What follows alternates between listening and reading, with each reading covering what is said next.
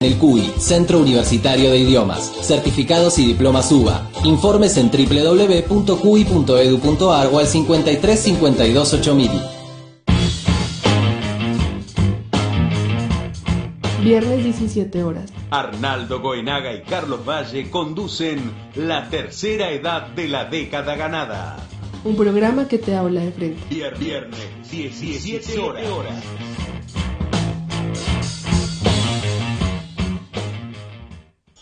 Cuando todos van, Radio H. Cuando todos van, Radio H. Viene. Fin de espacio público.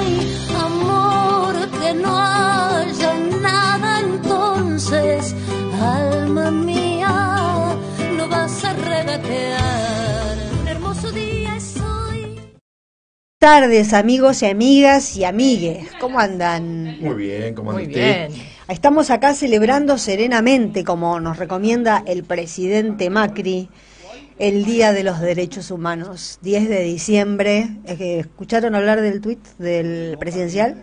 Parece que estamos haciendo lo que hay que hacer. Sí, sacó un tuit diciendo que la mejor forma de celebrarlo, los 35 años de democracia, es que cada uno, ni se les ocurra juntarse de a dos o de a tres, cada uno que siga haciendo lo que hay que hacer serenamente. Entonces, lo que podría empezar a hacer Macri es decirle, en principio, a la policía que se serene y que deje de balear gente frente al Sindicato de Empleados de Comercio.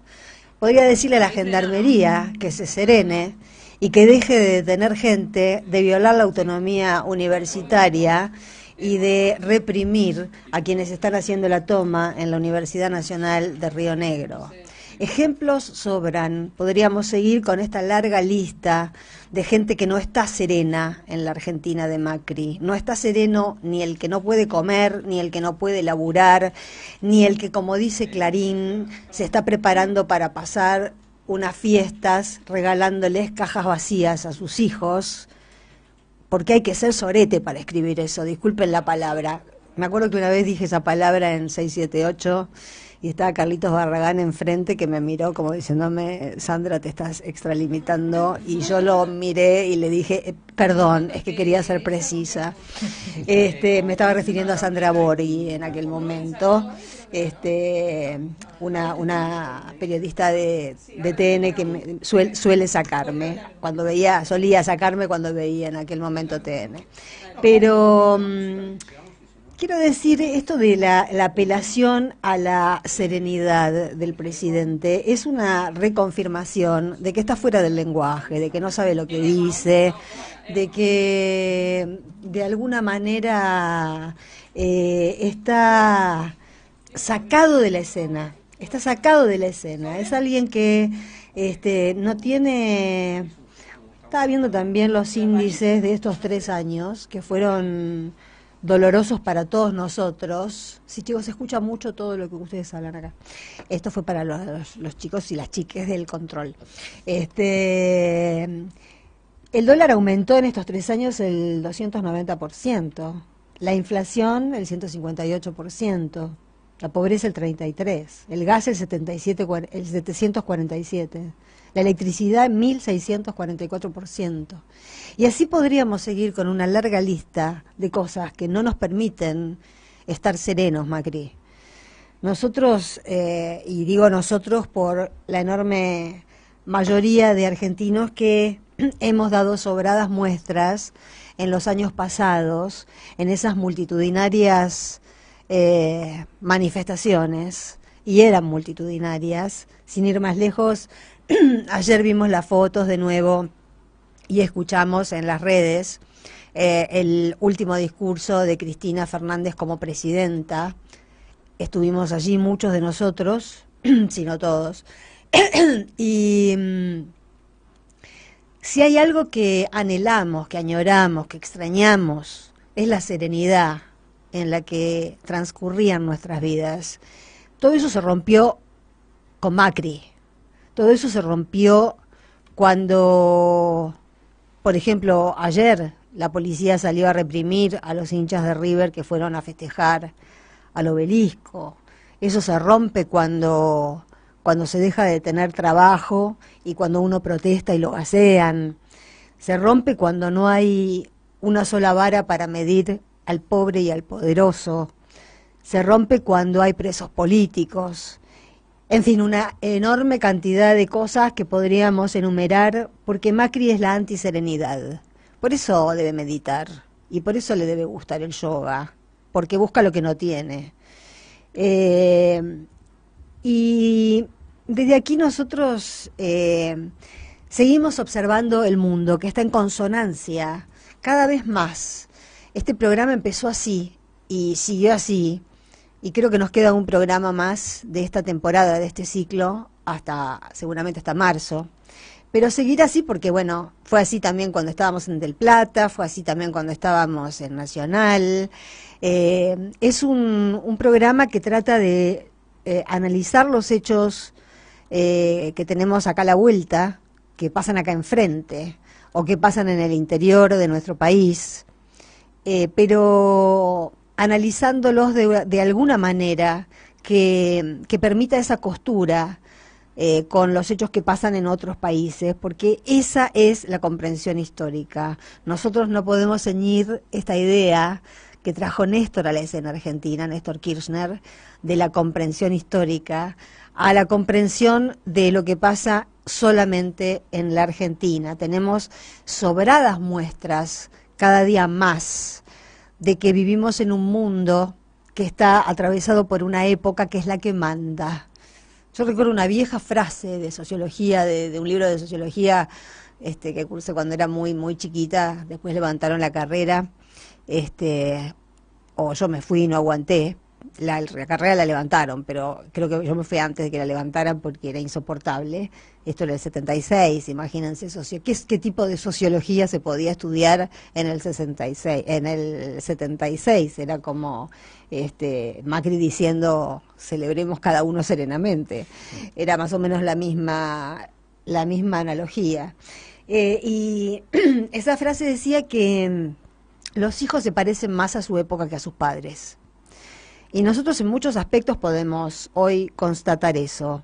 Lo que está pasando en Francia lo vamos a analizar hoy desde 2 o 3 puntos de vista distintos, porque es muy importante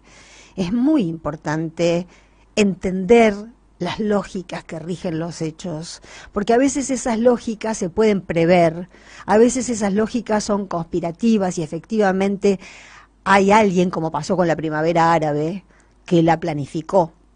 Y a veces, muchas veces por suerte, la dinámica histórica es más fuerte, es más poderosa, es más potente que todo lo que 4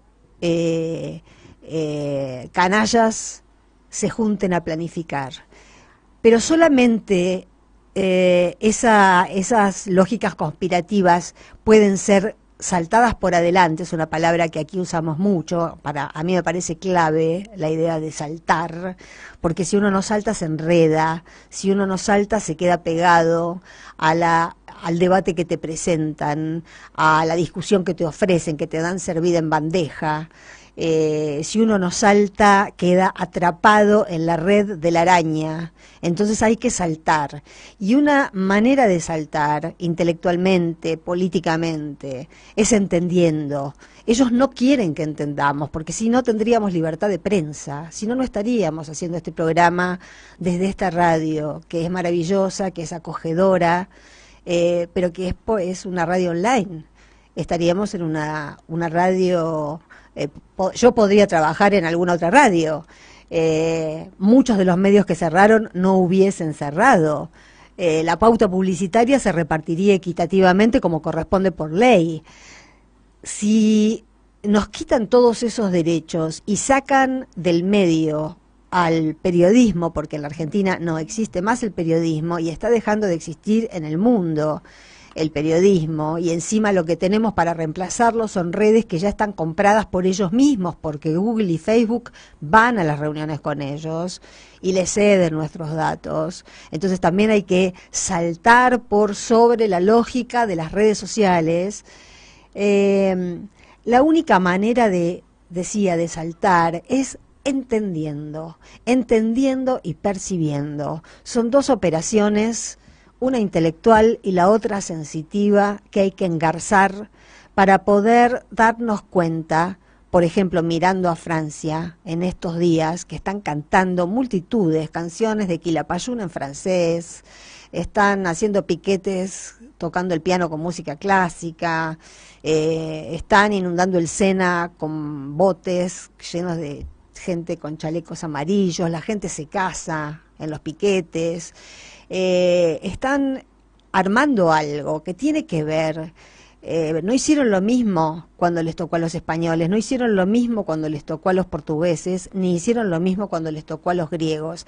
Hay algo de la entidad que se dan a sí mismos los franceses, de autoestima. Hay algo de autoestima de un pueblo que hizo una revolución, que tiene una historia, que tiene una tradición, y hay algo que les dice: a mí no me lo vas a hacer, conmigo no te metas, como dijo Sarlo siendo pobrecita quién es, que ahora se da cuenta que Macri no es inteligente. Para eso hace falta ser una intelectual.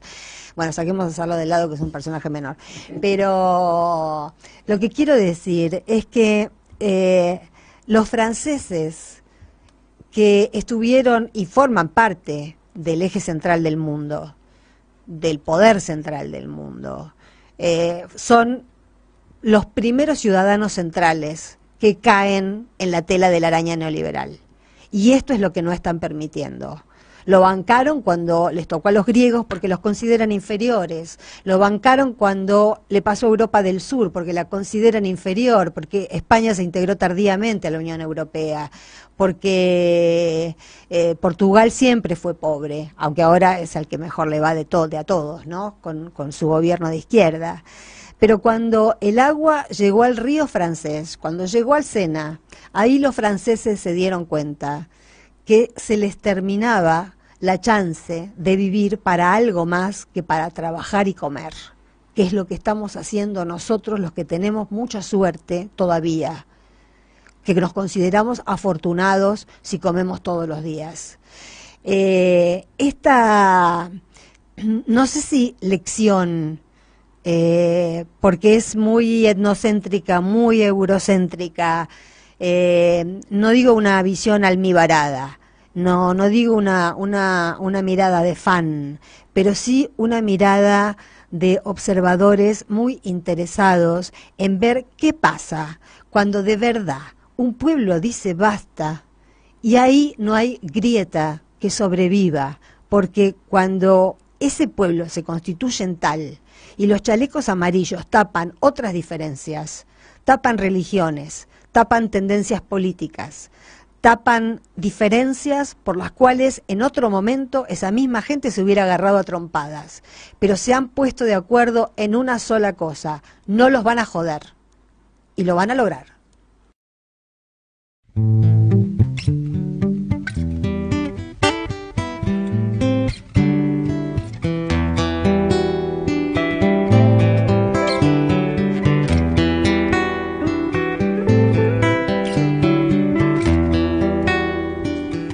Por el camino me voy. No tengo apuro en llegar, no, no. Tampoco tiempo para detenerme. Tan solo quiero rodar.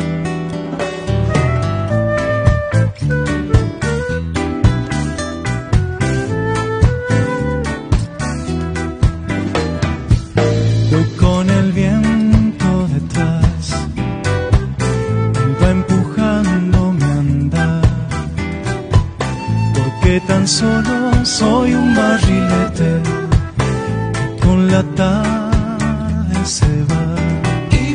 Porque soy sombra y soy luz, porque soy tierra y soy mar, porque soy grito que habrá de escucharse más allá o más acá, y porque el sol parece lluvia y el trigo verde girasol. El sol parece lluvia y el trigo verde girasol.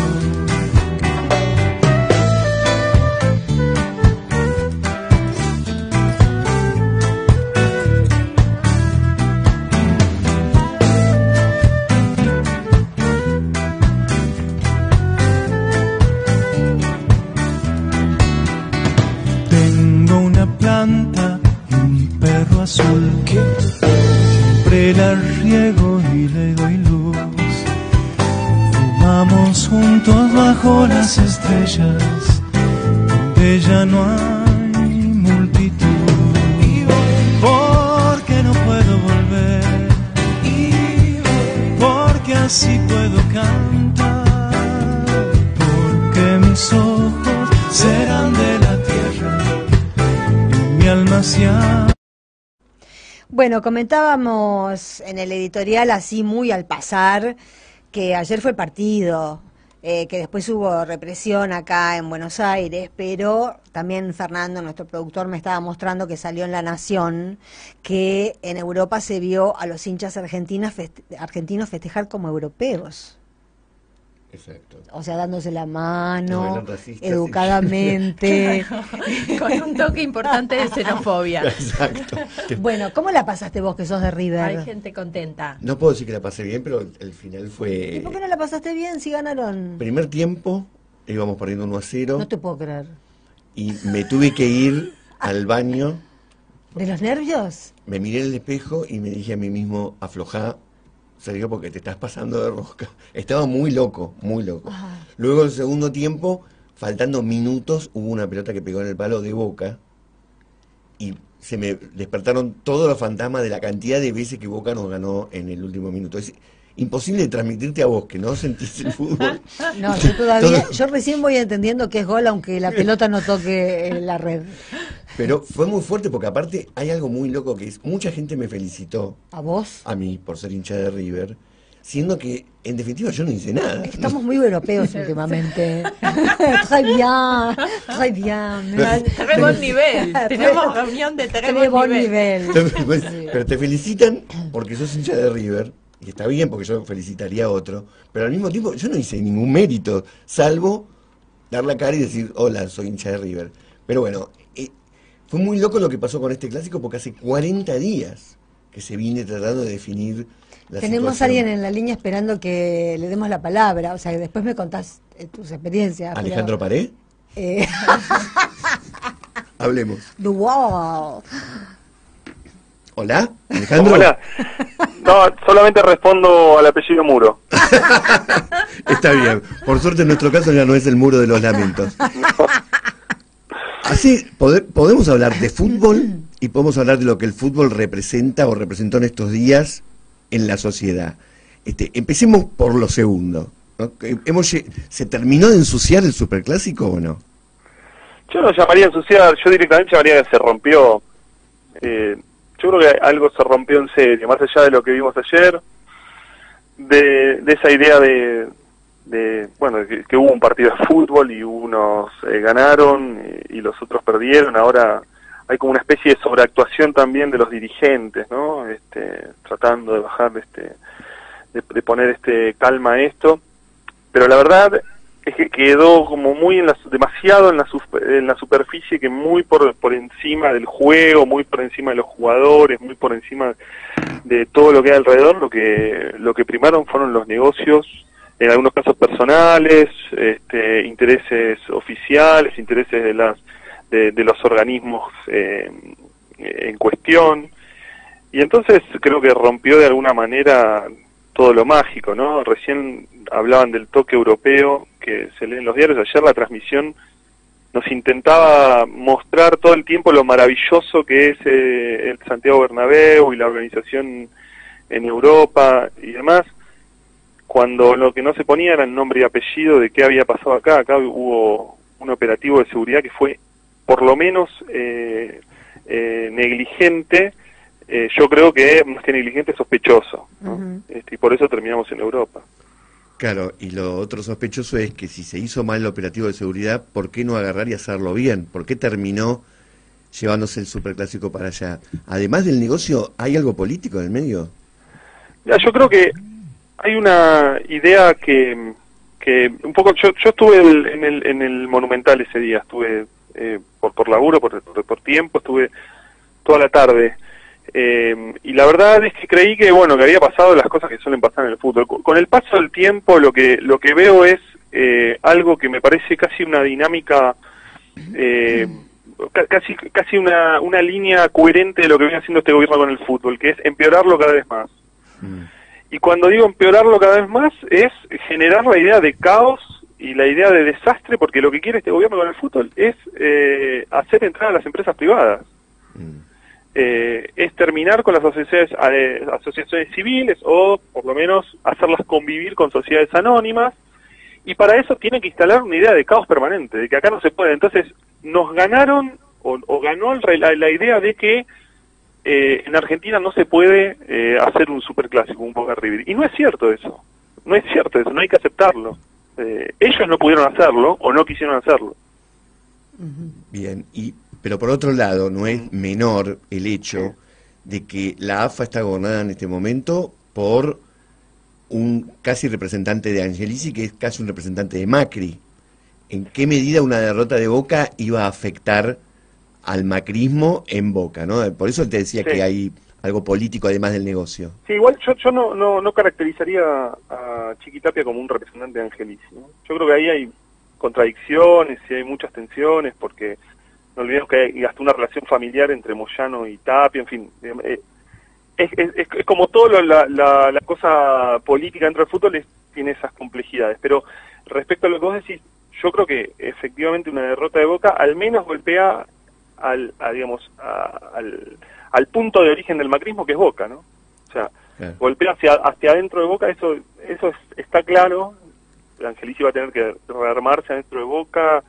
Hay una puja entre Angelici y Macri respecto de quién va a ser el candidato el año que viene cuando haya elecciones en el club, y eso por ahí golpea. Pero a lo que voy es que eso sí se termina resolviendo por el juego, ¿no? Ahí sí es mucho más difícil la cosa. Yo sí no creo en la idea de que los partidos están arreglados y ya. Ayer se terminó de definir una serie en donde efectivamente River es superior a Boca, y fue superior a Boca.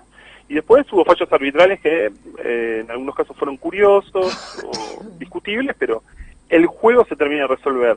Ahora, el contexto ya sí, entra la política, los negocios, las relaciones empresariales entre la familia presidencial o el propio presidente con el presidente del Real Madrid, ¿no? A ver ese punto, desarrollarlo un poquito, porque por ahí mucha gente ni sabe cuál es el punto de encuentro entre Macri y el presidente del Real Madrid. Bueno, el presidente del Real Madrid es Florentino Pérez. Esta es su segunda, en realidad por distintos mandatos, tercera etapa. Es un presidente, Florentino es uno de los hombres más ricos de España, con una constructora, ACS, que este año, desde mayo, comenzó un proceso de compra de empresas que pertenecía al grupo Macri, entre ellas Autopista del Sol, básicamente las concesionarias de Autopista del Sol y el Grupo Concesionario Oeste, que son hoy propiedades de Abertis, ¿sí?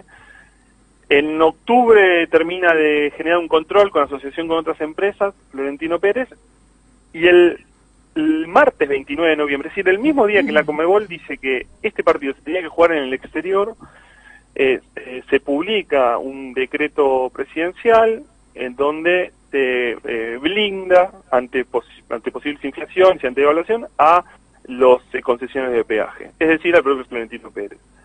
2 días después aparece la opción del Santiago Bernabéu como sede de este partido. Y es muy curioso, mirá, porque Qatar Airways y el propio gobierno de Qatar, ponía mucho dinero para que el partido se vaya a jugar a Doha. Y es curioso que la Conmebol no haya aceptado esa millonada y sin embargo se haya quedado en España, donde no se puso dinero y donde creo que el dinero se manejó por otras vías. Ahí, o sea, sé que te estoy tirando... puede ser ahí. Mira, vos sabés, Sergio, que de este tema se habla mucho más en los diarios del exterior que acá. Acá son muy poquitos los lugares, ¿no?, donde se viene publicando. Sí, vamos a necesitar Radio Colonia dentro de poco para enterarnos de cosas. Pero... Bueno, porque este tema de Florentino Pérez y lo del peaje es título, te digo, en diarios deportivos de España, en AS, por ejemplo. De hecho, ACS tuvo que salir a desmentir que esto tuviera que ver con el partido y dijo que era una negociación que venía teniendo con el gobierno argentino desde hacía varios meses, es decir, el decreto para que garantizara, digamos, diferencias respecto de inflación y demás y aumentos, ¿no? Eso está ahí presente. O sea, cada vez que uno paga el peaje en la autopista del Oeste o en la Panamericana, le está dando un poco de dinero al presidente del Real Madrid. Exactamente. Al presidente del Real Madrid, y mirá, es importante esto, no es el dueño, aun cuando él crea serlo y se maneje de esa manera, es una gestión muy parecida a la de Mauricio Macri en Boca. De hecho fueron contemporáneos cuando Boca jugó con Real Madrid en Japón, pero bueno, es presidente, digamos, el Real Madrid es una asociación civil. En España, digamos, la polémica es mayor porque eso generó costos al Estado por la organización, digamos, la organización del partido, la seguridad que hubo que hacer y, por supuesto, Florentino es uno de los empresarios sobre los que más se discute en relación a que, bueno, como muchos empresarios, chupan del Estado, ¿no? Y luego le abren un poco de sus negocios. Tal vez no esté más decir que Santiago Bernabéu, que también fue un presidente del Real Madrid, fue un combatiente franquista contra los republicanos. Claro, fue un combatiente franquista Bernabéu. Después, según algunas biografías, lo muestran... No enfrentando de ninguna manera el franquismo, ¿no? Pero sí teniendo como más independencia respecto de Franco y de sus funcionarios. Pero Bernabéu precisamente fue contemporáneo, mirá vos, de Antonio Vespucia Liberti, que es el nombre del Estadio Monumental, y de Alberto J. Armando, que es el nombre del estadio de Boca, de la Bombonera. Y de alguna manera, bueno, entre ellos tres hay historias en el medio, ¿no? Di Stéfano, Boca, River, Real Madrid, Carrizo, que pudo haber sido al Real Madrid y no fue. Bueno, hoy son Florentino Pérez y Macri. Además, Alejandro, para completar este folletín, que es escandaloso que no ocupe las tapas de los principales diarios aquí en la Argentina, tengo entendido que Florentino Pérez lo espera una citación en la justicia, ¿no? Allá en España, en el Parlamento. Sí, también.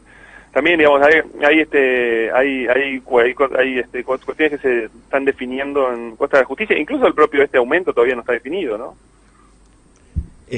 Para terminar, a ver si podemos lograr un poco de optimismo y rescatar la frase del Diego, la pelota no se mancha. ¿Hay chance de que esto mejore? Porque si un club de fútbol se convierte en una empresa privada, es muy difícil gritar los goles de una empresa privada, ¿no? ¿Hay alguna forma de que esto se revierta? ¿Vos avisorás alguna posibilidad de cambio? Yo creo que lo que puedo avisorar, creo que hay dirigentes que son interesantes para seguir, pero también lo que me gusta es cuando surgen organizaciones desde abajo. Para mí la gran novedad en el fútbol fue la coordinadora de hinchas, que es una coordinadora que se viene formando y que mezcla socios hinchas de distintos clubes, no solamente de primera, también del ascenso, que mezcla a socios de River y de Boca, y que es mucho más interesante para pensarlo en relación a las cuestiones de las violencias que hay en las canchas, que la cosa de mostrar imágenes de argentinos mezclándose en Madrid, ¿no? Porque efectivamente los hinchas de los distintos clubes se pueden mezclar en una cancha. Ahora, hay que preguntarse dónde empieza el corte y en dónde empieza ¿cómo decir? A ver, no sé si la otra vez que hablamos también lo mencioné. Van dos hinchas de Boca y de River a la cancha juntos, acá en Buenos Aires, en Argentina, y es el Estado, la policía la que los separa y le dice, no, vos de un lado y vos del otro. Entonces es desde el Estado también lo ejemplificador. Eso no sucede en España. Ahí se pueden mezclar. Entonces lo que digo es empezar a generar y a formar ese tipo de organizaciones donde podamos estar mezclados, donde defendamos a los clubes como asociaciones civiles con su función social y más, y frenando a quienes quieren vampirizar al fútbol argentino, a sus hinchas y a los clubes. Muchísimas gracias, Alejandro Wolf. No va a ser la última vez que vamos a hablar con vos, ¿eh? Hasta luego. Un abrazo grande para todos. Chao, Un abrazo. Las palabras más importantes del mundo empiezan por H. Discúlpame, pero la plata, la guita, la billulla y los morlacos no llevan H. Porque la H no tiene precio. Seguí escuchándonos por www.radioh.com.ar. Radio H. Comienzo de espacio publicitario. Nuestra cuenta de Twitter. @Radio H. @Radio H. H. Con todas las letras. Con todas las letras. Si vas a estudiar un idioma, hacelo con la mejor calidad académica. CUI, Centro Universitario de Idiomas. Inglés, francés, portugués, italiano, alemán, chino, japonés, ruso y muchos más. Certificados y diplomas UBA. Informes en www.cui.edu.ar o al 53 52 8000. Radio H. Culpa a la noche. Culpa a la playa. Y culpa a la lluvia. Mantenete informado y escuchanos a través de www.radioh.com.ar. Seguinos por vía Twitter, @Radio H, o visita nuestro Facebook, Radio H.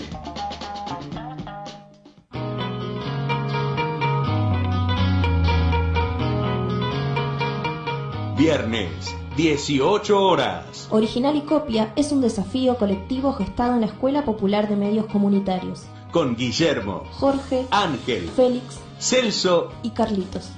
Viernes, 18 horas. Original y Copia.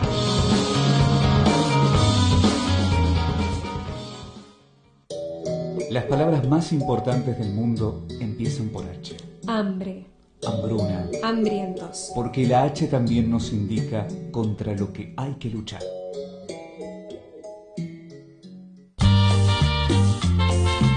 Radio H.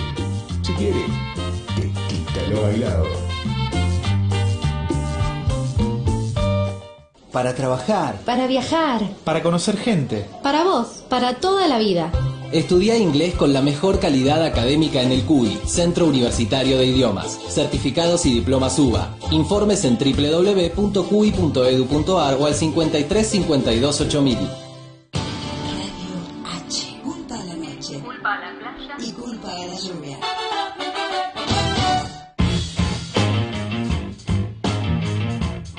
Viernes 17 horas. Arnaldo Goenaga y Carlos Valle conducen La Tercera Edad de la Década Ganada. Un programa que te habla de frente.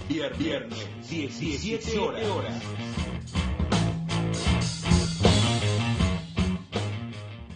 Si vas a estudiar un idioma, hacelo con la mejor calidad académica. CUI, Centro Universitario de Idiomas. Inglés, francés, portugués, italiano, alemán, chino, japonés, ruso y muchos más. Certificados y diplomas UBA. Informes en www.cui.edu.ar o al 53 52 8000. Imagínate vivir en una garcocracia. Un lugar donde cada persona tiene lo que obtiene garcando a los demás. Donde la gente vive pensando cómo garcar al otro. Cada día, todos los días. Donde el que llegó por garca. Garcando más de lo que lo garcan a él. Un verdadero garcócrata. Ese que sabe que tiene que garcar y lo hace. Sin escrúpulos. Que sabe que cuanto más garca, más guita tiene. Que no quiere tener poder, sino que quiere garcar y poder. El garcócrata sabe que pertenece a una minoría que no para de garcar y que nunca fue reconocida. Hasta ahora, que está en el gobierno. Barcocracia es un gobierno liderado por garcas. Fin de espacio publicitario. Radio H. Las palabras más importantes del mundo empiezan por H. Discúlpame, pero la plata, la guita, la billulla y los morlacos no llevan H. Porque la H no tiene precio. Seguí escuchándonos por www.radioh.com.ar. Las palabras más importantes del mundo empiezan por H. Hambre. Hambruna. Hambrientos. Porque la H también nos indica contra lo que hay que luchar. Bueno, vamos a meternos, vamos a dejar un poquito atrás el fútbol, por lo menos por un rato, y a meternos un poco más en la política. Tenemos en línea al diputado nacional Leopoldo Moró. ¿Cómo le va, Moró? Hola, ¿qué tal? Un gusto en escucharte. Igualmente, un diputado procesado hace poco por incitación a la discriminación, Moró. ¿Cómo fue eso? Y eso es parte de los dislates que estamos viviendo en los últimos tiempos en el ámbito de la justicia. Lo más grave de esto no es mi procesamiento en términos personales, sino el avasallamiento que un juez pretende hacer de lo que se denomina la división de poderes, que es un principio esencial de la democracia y de la república. Pero usted ya había sido desprocesado, además. Claro, ha habido primero un fallo de la Cámara que revocó la decisión del juez de primera instancia, que señaló que no existía el delito, que había falta de mérito, etcétera. Como no dictaron el sobreseimiento definitivo, el juez vuelve a la carga. Esta vez con peores argumentos incluso que en la primera oportunidad. ¿En qué medida peores? Bueno, porque mezcla lo que es nacionalidad, ciudadanía, identidad y religión. Aclaremos que todo esto tiene por objeto, digamos, o por sujeto a la persona de Waldo Wolf, quien se sintió discriminado porque usted... Porque yo dije que tenía vínculos con el Mossad. Dijo que tenía vínculos con el Mossad, como el presidente Macri ha dicho que tuvo vínculos con el Mossad cuando eligió al jefe de la Policía Metropolitana. Pero por supuesto, y además, no solamente eso, dijo que había ido a consultar a la Embajada de Israel y a la Embajada de Estados Unidos para designarlo. Claro. Que lo designó, creo que Alfino Palacios. Exactamente. Bueno, nada, hoy estuvimos en tribunales en la Cámara Federal para hacer el descargo en boche. Desde el punto de vista estrictamente penal, esto es un disparate, porque reitero, mezcla, hace toda una ensalada el juez, en vez de fijar un tipo penal, hace filosofía alrededor del tema. Y desde el punto de vista constitucional, institucional, también es un verdadero desatino, porque los legisladores en materia de delito de opinión estamos tan o más protegidos que el ciudadano común. Primero, en la Argentina no existe el delito de opinión. No existía. Bueno, por lo menos no existe desde el punto de vista formal, constitucional. Claro. No sería aplicable a ningún ciudadano, y mucho menos sería aplicable a quienes representan, como en el caso nuestro, conjuntos de ciudadanos. Hace a nuestra tarea esencial. Además, yo le relataba hoy al camarista que nos recibió en la audiencia, que vengo hace unos días atrás de Gran Bretaña, donde me integré a un comité internacional contra la discriminación, contra la desinformación y las noticias falsas, en mi condición de presidente de la Comisión de Libertad de Expresión. En ese comité, alrededor de marzo, es un comité presidido por un diputado del Partido Conservador de Gran Bretaña, Damian Collins.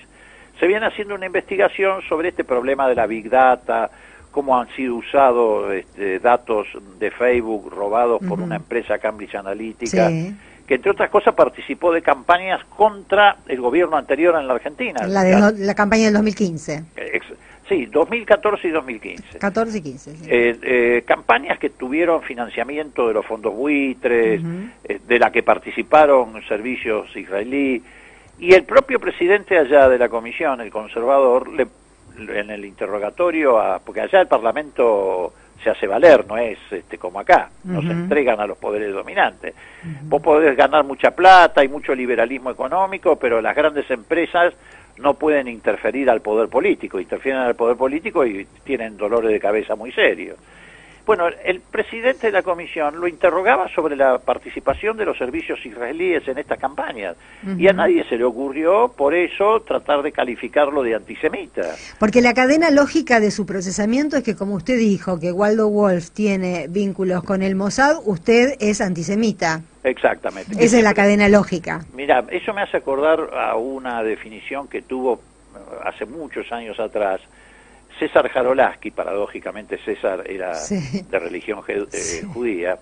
Él dijo, en este caso respecto al diario Clarín, nos atacan como partido político y se defienden con la libertad de prensa. Esto es asimilable. Claro. Esta gente nos ataca como partido político, nos atacan como parte del PRO, y cuando vos discutís en estos términos y planteás esta situación, se defienden desde el punto de vista de la religión. Claro. Eso es que es además una precisa, yo creo que son ellos los que de alguna manera ejercitan el antisemitismo, porque además vos fíjate que han asumido papeles inconcebibles. La DAIA, que representa una porción hoy muy chica de la comunidad judía de la Argentina, hace un par de semanas denunció a dos chicos de religión musulmana como supuestos participantes de la actividad de Hezbollah. Los que compraban helados de a cuartos. Exacto. Primero, Hezbollah no es una organización ilegal, es un partido político. En segundo lugar, todo basado en que había una escucha telefónica donde pedían helados y además uno de ellos tenía una escopeta del abuelo. Y los grandes medios, alentados por Patricia Bullrich, que hicieron un gran escándalo ante el G20, hablaban de los musulmanes que viven en Floresta, Flores, que es público y notorio, así como hay una comunidad judía asentada en Once, que hace años hay una comunidad musulmana asentada en Flores y Floresta. Entonces uno decía, pero ¿cómo traen este conflicto así en un país donde hemos convivido todas las comunidades? ¿Qué quieren? ¿Transformar Flores y Floresta en una especie de franja de Gaza? La DAIA haciendo una denuncia. Es todo bueno, a ver, yo no soy ingenuo, yo me doy cuenta de que no es casualidad. Acá hay un intento, efectivamente, de trasladar no solamente a Argentina, sino a toda América Latina este tipo de conflictos. Bueno, además se está estrechando el círculo porque en la DAIA acaba de haber elecciones, y las elecciones en las que votaron no más de 60 personas, acaba de ganar gente mucho más ligada al PRO que la anterior. Absolutamente.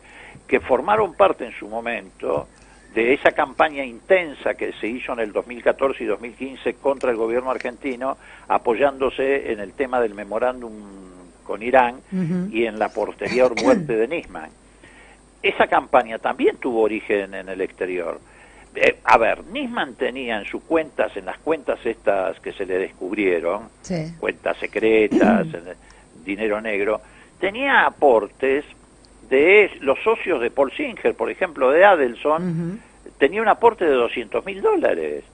Entonces, digo, hay toda una situación que esto le decíamos hoy al camarista. Esta es una discusión de naturaleza esencialmente política, o si querés vos, geopolítica. No tiene nada que ver tribunales, no tiene como tampoco lo tendría que haber asumido tribunales la discusión sobre el memorándum con Irán. Vos fíjate que Obama, en la misma época que se produjo reinició sus relaciones con Irán, acompañado de 7 u 8 países europeos, para rediscutir toda la política en materia de desarrollo nuclear. ¿Qué fiscal de Estados Unidos se le ocurrió acusarlo a Obama de traición a la patria? Solamente en la Argentina pasan estas cosas. Un tratado internacional votado por el Parlamento argentino, que después ni siquiera fue aplicado porque Irán no lo llevó a la práctica, está judicializado, un disparate absoluto. Bueno, vivimos entre disparates, ¿no? La causa de las fotocopias de los cuadernos es otro de los disparates.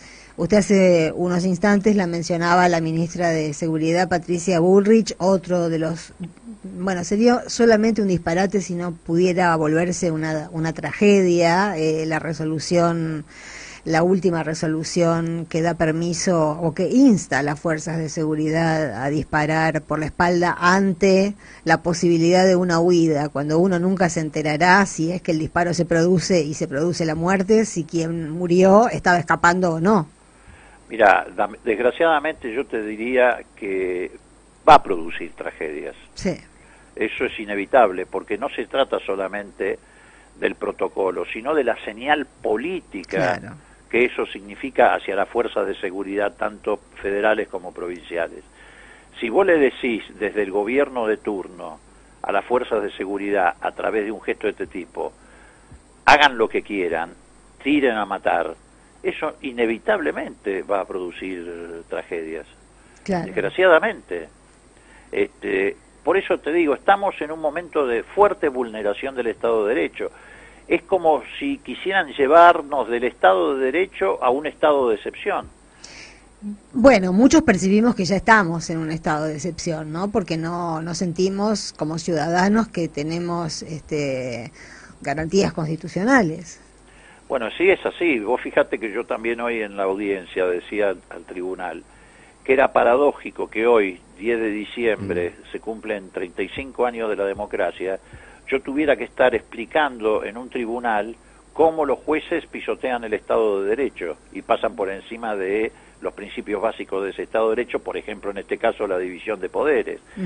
Vivimos un retroceso enorme, porque además yo recuerdo, y cualquiera que haya leído brevemente la historia argentina, o que la haya vivido, como muchos de nosotros, en los últimos 50 o 60 años, nunca recordamos que el Estado de Derecho lo han vulnerado o lo han pisoteado los jueces. Lo hacían los militares, los golpes o los gobiernos que proscribían, pero que haya un sector del Poder Judicial que activamente vulnere y pisotee el Estado de Derecho es la primera vez que ocurre. Hola, ¿qué tal? Le habla Sergio Wisniewski. Hola, ¿qué tal, Sergio? Justamente hoy estuve mirando unos videos de Alfonsín cuando decidió subirse al Cabildo y desde ahí hablarle a la multitud justamente el 10 de diciembre. Y una de las cosas que decía era que aparte de la libertad que garantiza la democracia y los derechos humanos, también había que garantizar la dignidad del pueblo. Aparte me llamaba la atención que diga pueblo, ya es una palabra que no se usa, la dignidad del pueblo con el tema de que pueda comer, tener salud, educación. Usted que fue un partícipe tan central en aquel momento de la primavera democrática, ¿en dónde ubica usted el quiebre de esa primavera en la que todo el mundo estaba ilusionado y soñaba con un futuro mejor y esta pesadilla que estamos viviendo ahora? Bueno, a ver, la elección de Alfonsín fue una elección de quiebre, en el sentido en que creo que en ese momento la sociedad, y creo que Alfonsín ganó porque lo interpretó, había decidido dejar atrás, quebrar definitivamente con las dictaduras, las persecuciones, la violación sistemática de derechos humanos, el autoritarismo en general. Creo que de ahí en adelante, bueno, la democracia fue viviendo vicisitudes de distinto tipo, con avances en materia de derechos políticos, sociales, con menores avances en materia de derechos económicos y sociales, porque, bueno, la herencia que efectivamente recibió la democracia, no Alfonsín, sino el proceso democrático, fue una herencia muy dura en materia de deuda externa, industricidio. Bueno, ahora está ocurriendo más o menos lo mismo. Yo creo que la política de destrucción de la industria nacional que se está llevando a la práctica ahora solo es comparable con la de la dictadura, con Martínez de Oz. Pero, bueno, después vinieron etapas del liberalismo, de la mano de lo que ocurrió en la década del 90, tanto de Menem como de la Rúa. Ahí retrocedimos en muchos sentidos, sobre todo en lo que se refiere a la destrucción de puestos de trabajo, etcétera, etcétera. Todas esas políticas neoliberales generaron una desilusión en términos políticos en la Argentina, el fracaso del gobierno de la Alianza, donde mucha gente había depositado expectativas. Viene la recuperación de la mano de Néstor y Cristina, que también habían recibido una alianza distinta, una herencia pesada, también distinta a la de Alfonsín. Alfonsín recibió un Estado organizado para matar y tuvo que democratizarlo. Néstor y Cristina, paradójicamente, recibieron una sociedad sin Estado porque había sido destruido por la política del neoliberalismo y tuvieron que reconstruirlo. Pero para hacer esa reconstrucción del Estado tuvieron que enfrentar grupos dominantes, que precisamente lo que no quieren es que haya un Estado con políticas públicas, un Estado presente, un Estado... Entonces se produjo lo que empezaron a llamar la grieta, que en realidad no es más que la reedición de la vieja confrontación entre esos grupos dominantes y los sectores populares de la Argentina desde hace, 200 años. Todo eso generó una participación muy activa de estos grupos dominantes que sembraron odio, que sembraron mentiras y que ganaron, hay que reconocerlo, una batalla cultural, en el sentido de que muchos argentinos, incluso aquellos que se habían beneficiado de las políticas de inclusión del gobierno anterior, no advirtieron que esas políticas tenían que ver con un objetivo de inclusión, sino que creyeron que solo derivaba de sus propios derechos. Y es cierto que la gente obtiene lo que tiene por su esfuerzo, pero también no es menos cierto que si ese esfuerzo no está acompañado por políticas públicas, en general va a ir a parar al bolsillo de los que más tienen y la gente no va a tener beneficio. Y ahí se produce un quiebre. En el caso de la cúpula del radicalismo, dejaron de ser radicales, perdieron su identidad nacional, democrática y popular, se transformaron en antikirchneristas furiosos, y bueno, y ahí es donde se produce un quiebre. Ahora, Moro, usted está hablando de una batalla cultural perdida. Ahora, yo pienso, si nosotros hubiésemos tenido un aparato de 450 medios de comunicación, seguramente las cosas hubiesen sido distintas. Acá Clarín jugó un papel central y sin embargo uno ve azorado cómo hace unos días el Congreso, y presentado por un diputado que desgraciadamente hemos votado por Diego Bossio, porque iba en las listas nuestras, se vota un proyecto de desregulación de papel para favorecer a Clarín. Eso es lo que uno mira el Congreso y no lo entiende. Bueno, claro, porque es un Congreso sometido a la extorsión de los grandes medios concentrados. A ver, yo ponía en ese debate como ejemplo lo que ocurre en otros congresos del mundo. Yo vengo de Gran Bretaña de participar de este congreso contra la desinformación y las noticias falsas. El Parlamento británico ha puesto en el banquillo de los acusados nada más y nada menos que a Facebook. El día antes de que yo llegara habían hecho un allanamiento, el Parlamento, dispuesto por el Parlamento de Facebook en Gran Bretaña. Lo sientan en el banquillo de los acusados. ¿Por qué? Porque, te reitero, el Parlamento en Gran Bretaña, más allá de que ha tenido siempre una actitud Gran Bretaña de carácter colonial, lo único que no te permite es que interfieras con el poder político. Claro, acá se sacarían selfies con Zuckerberg. Pero no tengas ninguna duda. Y en el caso del Grupo Clarín, el Grupo Clarín está pasando la factura, porque el Grupo Clarín tuvo un papel relevante en la construcción del camino para que Macri fuera presidente. Y además no es solo lo de papel prensa. A ver, así como Menem, lo primero que hizo fue llevar adelante las privatizaciones de los canales de aire y le dio inmediatamente a Clarín el canal 13. Lo primero que hizo Macri fue derogar artículos de la ley de servicios audiovisuales, pero además no se quedó ahí. Le facilitaron la posibilidad de que el Grupo Clarín tenga hoy predominio, no solamente en la televisión paga, sino en la provisión de Internet. Tiene posición dominante en la telefonía fija, en la telefonía móvil, y ahora le han devuelto la posición dominante, sobre todo para manejar más que precio, cuotas de entrega de papel, en lo que se refiere al papel prensa, al papel diario. Sí, es un poco desolador el panorama, porque va a ser Clarín quien va a determinar qué diario sale, qué diario crece y qué diario deja de salir también, ¿no? Pero va a ser como hizo en el pasado, antes de que se sancionara en el 2011 la ley que envió Cristina. ¿Qué pasaba antes? A ver, Crónica, el diario Crónica tenía 3 ediciones.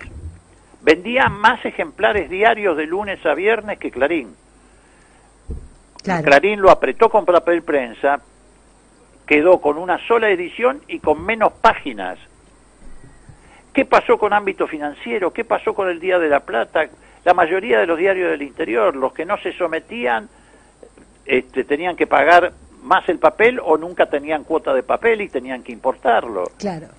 Entonces se va a volver a ese escenario. Algunos te dicen, bueno, pero ya no tiene mucha importancia porque el papel está siendo reemplazado por las redes sociales, etcétera, la gente lee menos diarios. Es cierto, Es cierto la que gente, se lee menos diarios, sí, sí, pero... es cierto.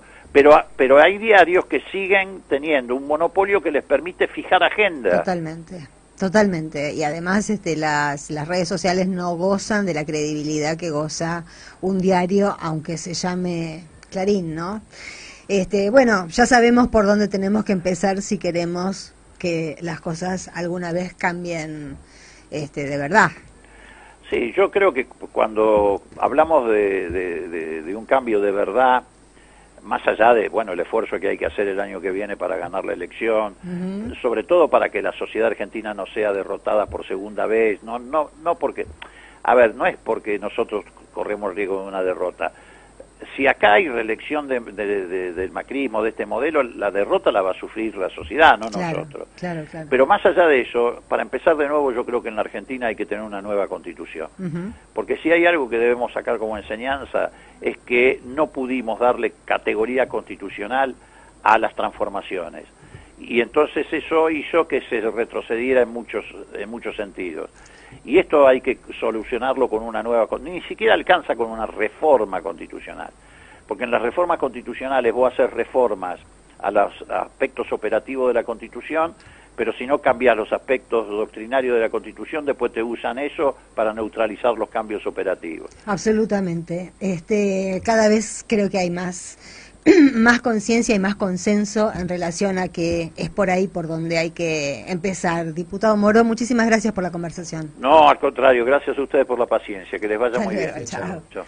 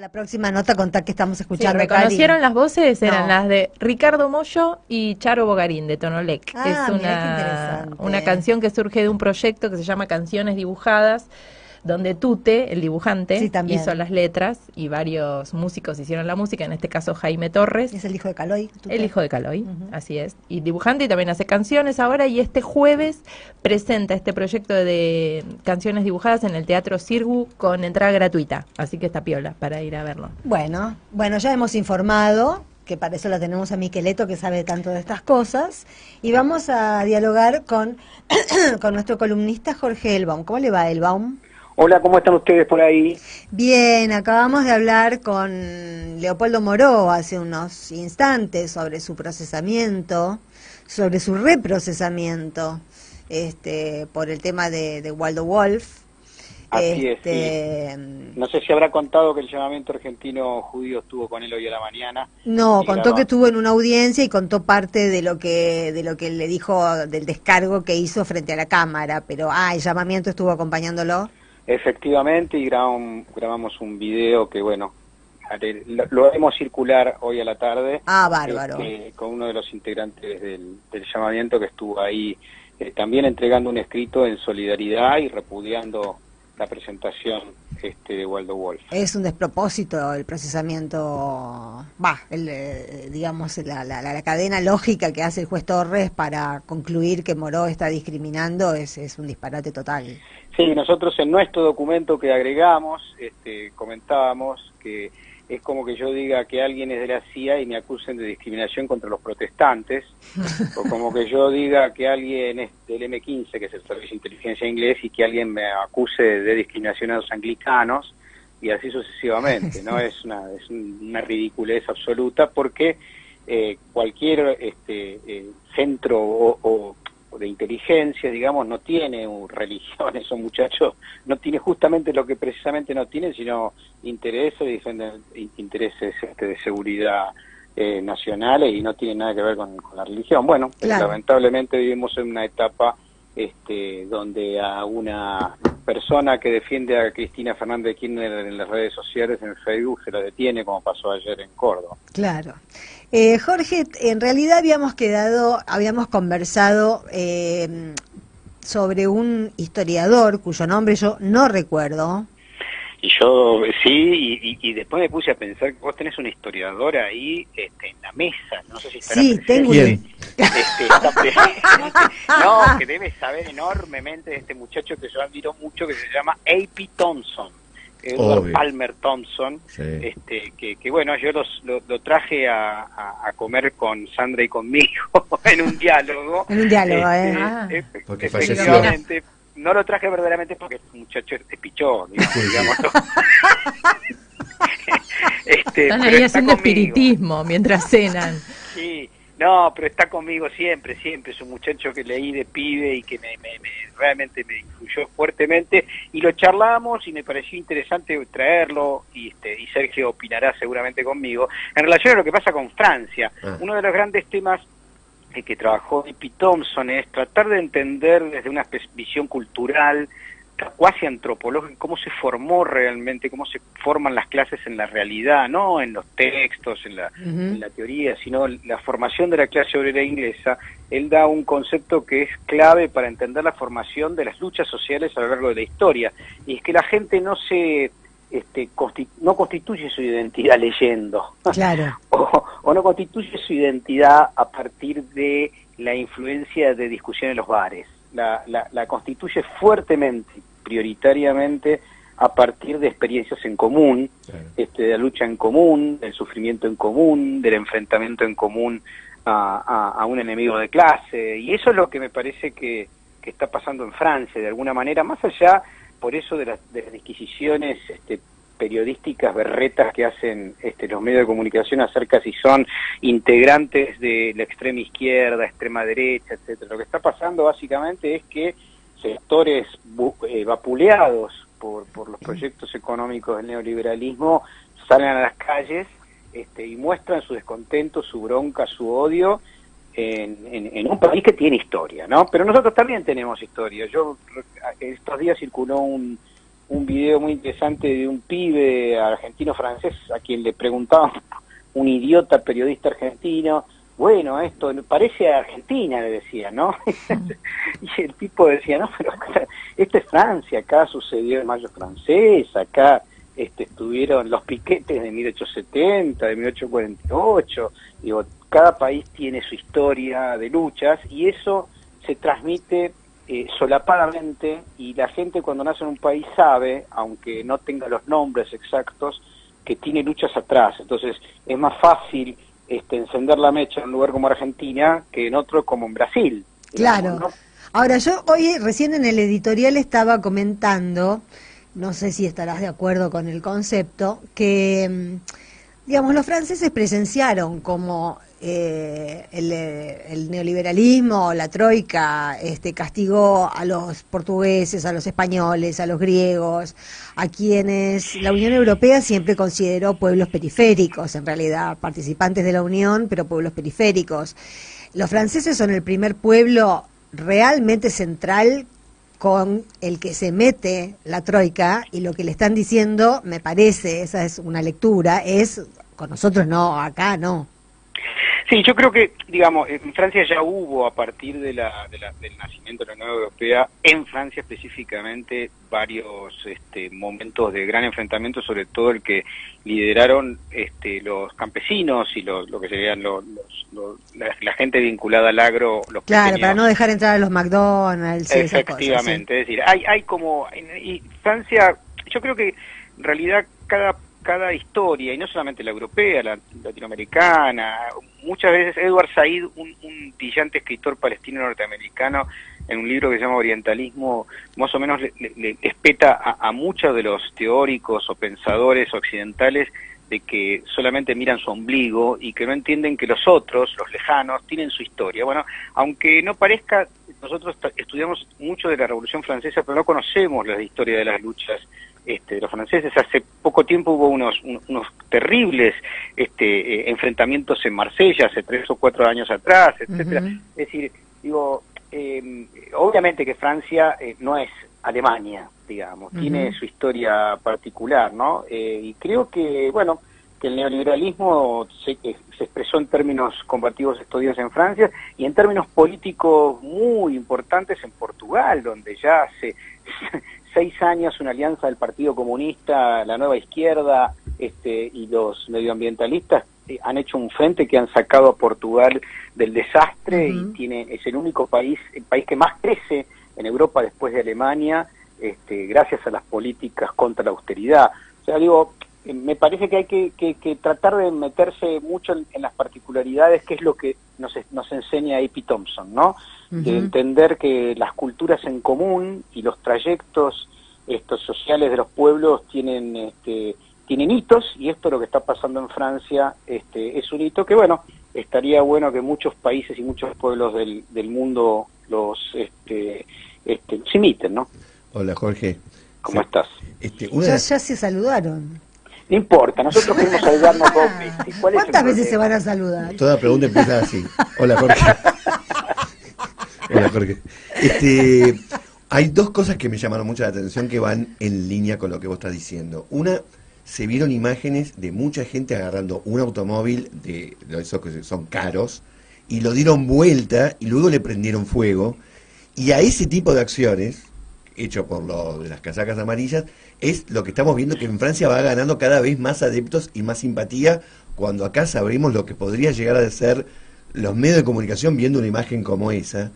Pero el otro hecho que me llamó la atención es esto de los policías sacándose el uniforme y negándose a reprimir a gente que está haciendo este tipo de cosas. Por lo tanto, es evidente que se nos escapa por completo lo que subyace detrás de esta revuelta, que no se detiene en modos... Ni en París. Ni en París. No, ojalá, digo, que lo que está enfrentado ahí, claramente, los reportajes incluso que atraviesan las redes sociales, la gente está cagada de hambre, muchachos, pero además la gente entiende, yo creo que se está rompiendo de alguna manera eso que insistimos tanto, se está rompiendo el hechizo. La gente, en cualquier testimonio callejero, en los tantos, hay un material extraordinario en las redes sociales, realmente hay testimonios maravillosos, muy bien tomados, muy bien filmados. Para esto las redes están funcionando muy bien porque ningún medio lo está mostrando. Y todo el mundo entiende qué es lo que pasa, todo el mundo entiende que es el 1% de la población el que se está llevando el mundo por delante y está condenando al 99% a la miseria. Sí, esto yo creo que uno cuando mira esto históricamente ve que estos son los coletazos de la gran crisis del 2008-2009 que continúan en distintas partes del mundo, claro, y de distintas formas, ¿no? El neoliberalismo vino en los 70, en el medio de su desarrollo creyó tener un triunfo final sobre el comunismo en los 90, y lo que ha mostrado igual que en 1929 es que el neoliberalismo es una máquina básicamente de estrangular a las mayorías sociales y de concentración de la renta y la riqueza, ambas, ¿no? Y bueno, y estos son ahora epifenómenos, si se quiere, expresiones de algo que no está de moda decir, pero que yo intento siempre traer a cuento, y que esto se llama lucha de clases. Claro. Hay sectores cada vez de las burguesías internacionales, transnacionalizadas, cada vez más concentradas, y hay grandes mayorías sociales que están abandonadas, despreciadas o juzgadas, tiradas al costado. Bueno, en algunos países, con historias particulares, diría A.P. Thompson, con historias en común, con una tradición de lucha, tienen dónde aferrarse y dónde agarrarse para intentar hacerles parar la mano a estos miserables. De hecho, en Francia ya han logrado una victoria porque el aumento de los combustibles, que fue supuestamente uno de los detonantes, el monigote de Macron lo ha tirado para atrás, pero sin embargo esa medida no ha alcanzado para que la bronca se limite. Bueno, hay no, que porque pensar... además yo estaba leyendo los documentos que han sacado. Por supuesto que no tienen una mesa directiva, los chalecos amarillos, pero me llamó mucho la atención una frase que era justicia social o caos. Sí, si no vas a dejarnos vivir, no te voy a dejar dormir la siesta, digamos. Una cosa por el estilo. Eso que lo digas vos, bueno. No, sí. Gracias. Te dejamos en libertad, gracias. Bueno, gracias a ustedes. Chao. Según corresponda.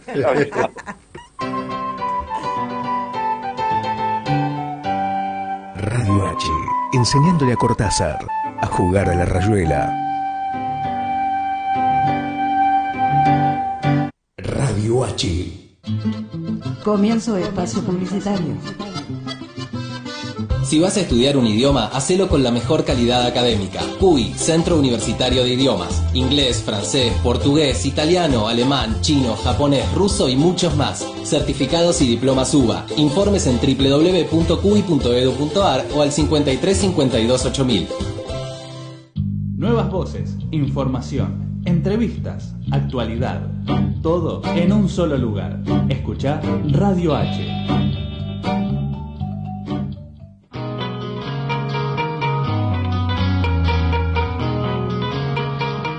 Viernes, 18 horas. Original y copia es un desafío colectivo.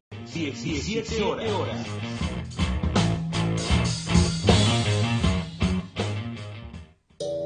Las palabras más importantes del mundo empiezan por H. Hambre. Hambruna. Hambrientos. Porque la H también nos indica contra lo que hay que luchar. Fin de espacio publicitario. Radio H. Bueno, muy interesante lo que charlábamos recién con Jorge Elbaum sobre qué es lo que constituye, ¿no? un conjunto, qué es lo que constituye a una multitud que protesta por lo mismo, por un mismo motivo, por una misma demanda. Y se ha estado meneando mucho el tema de la Revolución Francesa, y la verdad que nadie sabe demasiado sobre la Revolución Francesa. ¿Se acuerdan de Robespierre, de la Bastilla, Danton, de la guillotina? De la guillotina. Vamos comprando una guillotina. Bueno, el tema es súper interesante, lo tengo que resumir en 3 minutos, pero Podés tomarte Todos 5. sabemos que gobernaba en Francia una monarquía. Y cuando gobernaba una monarquía no significa que todo el mundo estaba en contra de la No monarquía. era cualquier monarquía, era una monarquía absoluta, de reyes que se creían Versalles, soles. exacto. Luis XVI estaba en el gobierno y simplemente Luis XVI quiso cobrarle impuestos a los que hasta ese momento no se le cobraba, que eran los aristócratas. Versalles fue el primer country. Él se fue a los Relta. Sí, pero ¿sabés por qué hizo Versalles Luis XIV, no? ¿Por qué? Desconfiaba de toda la aristocracia. Y lo bien que dijo, hacía. Los quiero a todos en un edificio Claro. y los puedo controlar. Un edificio gigantesco que no tiene ni un baño. No te lo puedo creer. No se usaba en esa época. Pasaba un tipo con una bandejita. Bueno, eso me estoy yendo. Te estás Me yendo, estoy te estás yendo, volvé. Pero igual volvé. está Igual bueno. un día vamos por ahí. Vamos por ahí. Vamos por ahí. Vamos sí. por la historia del baño. Sí, por favor. Bueno, la cuestión es que Luis XVI quiere cobrarle impuestos a los que hasta ese momento no le cobraba, que era la aristocracia se queja y le empieza una revuelta aristocrática. Es más, empiezan a pulular por toda Francia lo que se llamó cuadernos de quejas y la gente empieza a anotar sus quejas. En la biblioteca de la Facultad de Filosofía y Letras de la UBA en Puan están no sé cuántos tomos en francés de todo lo que la gente se quejaba. Había un montón de quejas. Y sin darse cuenta, en cierta forma, la aristocracia le abre la puerta a una revuelta que ellos mismos después no iban a poder controlar. A la queja. A la queja, y llaman a lo que es una especie de reunión consultiva, que era algo que existía pero no se usaba hace 180 años, en el cual el rey tiene que escuchar las quejas de todos los estamentos. ¿Qué estamentos había? Básicamente 3. El estamento nobiliario, es decir, la aristocracia, el religioso, y lo que se llamaba el tercer estado, que era el pueblo. Cada uno de estos estamentos tenía un voto. El problema era que la nobleza y el clero, sumados entre ellos, eran el 3% de la población. El tercer estado, que tenía un solo voto, era el 97% de la población. Y acá es donde empieza la primera quebradura de cabeza, que es la gente dice, no, un hombre, un voto. Un hombre, un voto. Entonces el tercer estado se separa de esto y dice, nosotros hasta que acá no se firme una constitución, se llamó juramento del juego de pelota, porque lo hicieron en una cancha. Hasta que acá no se... por eso te gusta el fútbol. Me gustaba de antes, Ana. Hasta que acá no haya una constitución, nosotros no nos separamos, el tercer estado. Y empiezan a enfrentar no solamente a la nobleza y al clero, sino sobre todo al rey. El rey hace lo que hubiese hecho cualquier rey de cualquier lugar, los quiere reprimir. Y ahí es donde empieza la diferencia. ¿Qué pasó? Salió la gente a la calle, los famosos sans-culottes, sin calzones, esa es la traducción. El pueblo salió a las calles, enfrentó a la represión y ¿Por la qué se venció. lo llamó sans-culotte? Por lo mismo que acá llamaban los descamisados. Pero sin no es calzones, lo mismo sin camisa que sin calzones. no es lo mismo, pero es igual. El tema es entonces que tenemos algo así como una revolución, que son 3 revoluciones en una. ¿Viste como la crema de enjuague y el shampoo? Sí, sí. Tuvo, Sí, no te lo recomiendo, porque No, no, no sirve son ni una para porquería. suavizar ni para lavar. Acá tenemos 3 revoluciones en una. La primera, la del pueblo en la calle, cuyo máximo momento es la toma de la Bastilla, que era una cárcel donde liberan a los prisioneros. Ese es el sinónimo, el símbolo del pueblo en la calle venciendo. La segunda revolución, que fue súper importante, es la campesina. Los campesinos quemaban los campos y sobre todo quemaban los papeles de propiedad de los señores feudales como para decir, señores, acá no hay nadie. Acá se acabó el vasallo. Se acabó el vasallo. Acá, esto es tuyo, ¿y dónde figura? Porque acabamos de quemar todo. Lo cual le da un cierto fin al feudalismo. Y la tercera revolución, combinada con estas dos, es la que se da en lo que en ese momento era la Asamblea Constituyente, es decir, algo así como un parlamento, en el cual la mayoría vota el fin del feudalismo. Esto se votó, fin del feudalismo por votación, es muy loco, no pasó a ningún otro lado, y sobre todo le imponen al rey monarquía constituyente. Es decir, monarquía, ok, pero constituyente, es decir, constitucional. Vos vas a ser el rey, pero va a haber una constitución que te va a poner unos límites. El rey, que vio la relación de fuerza, no podía hacer nada, dijo, ok, pero, y me estoy poniendo la mano en el ojo, pero los empezó a traicionar desde el mismo momento en que dijo que sí. No te lo puedo Te lo creer. juro. Y se intentó escapar. ¿Habrán visto alguna vez o escuchado? Muchas películas. La noche de Varens. Sí, claro. El rey escapando, porque ¿a dónde quería escapar? Quería escapar con los otros reyes de los otros países para volver con un ejército y destruir todo eso. Lo agarraron en el camino al rey, y un rey escapando era como la figura de lo que no podía ocurrir nunca. ¿Para qué tenemos un rey? Si se escapa, Claro. él tiene que estar al frente. Por lo tanto, lo vuelven a traer, le hacen un juicio y ahí empiezan varias posturas. Algunos que dicen preso y los jacobinos que dicen cortémosle la cabeza. Cortémosle la cabeza. Con la guillotina, seamos humanitarios, ¿no? Que no le duela. Cortemos la cabeza. Y le cortan la cabeza y ahí nace la república. La república es básicamente un gobierno en el que no hay un rey y se supone que representa a una mayoría popular.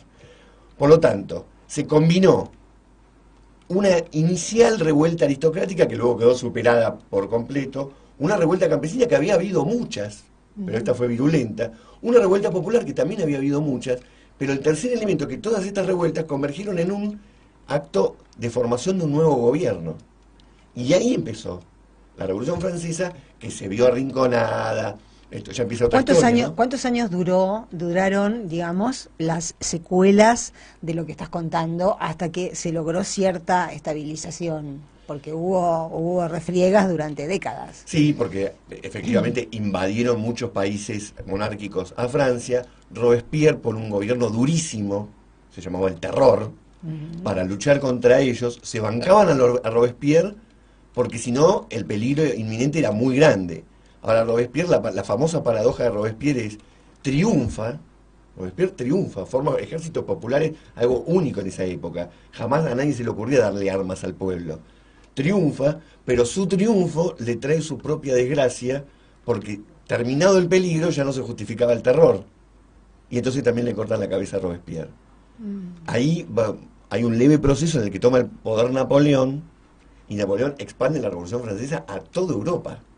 Por lo tanto, hay gente que le pone el fin en distintos momentos. Claro. Algunos dicen, cuando se le terminan de cortar la cabeza a Robespierre, se terminó la Revolución Francesa. Otros dicen, no, con Napoleón siguió la Revolución Francesa.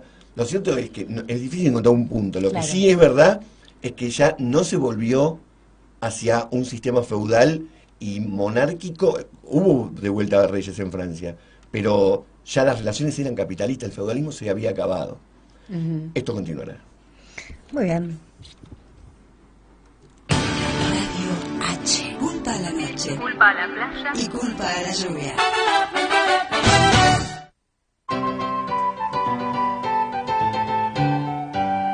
Radio H, enseñándole a Cortázar a jugar a la rayuela.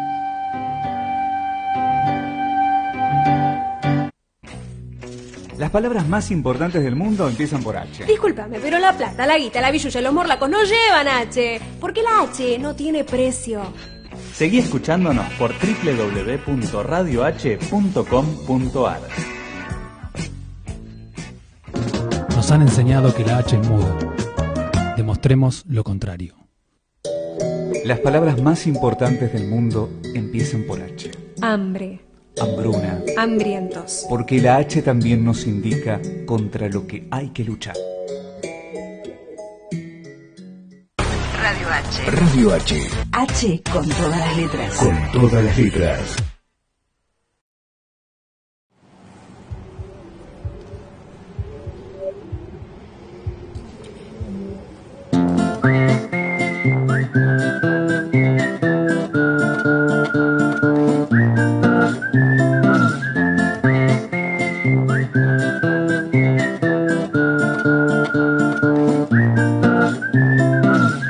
Es el otoño donde sucederá en el color, en el aire, en la hoja, en la caída. Hoy nada puedo recordar, apenas puedo caminar.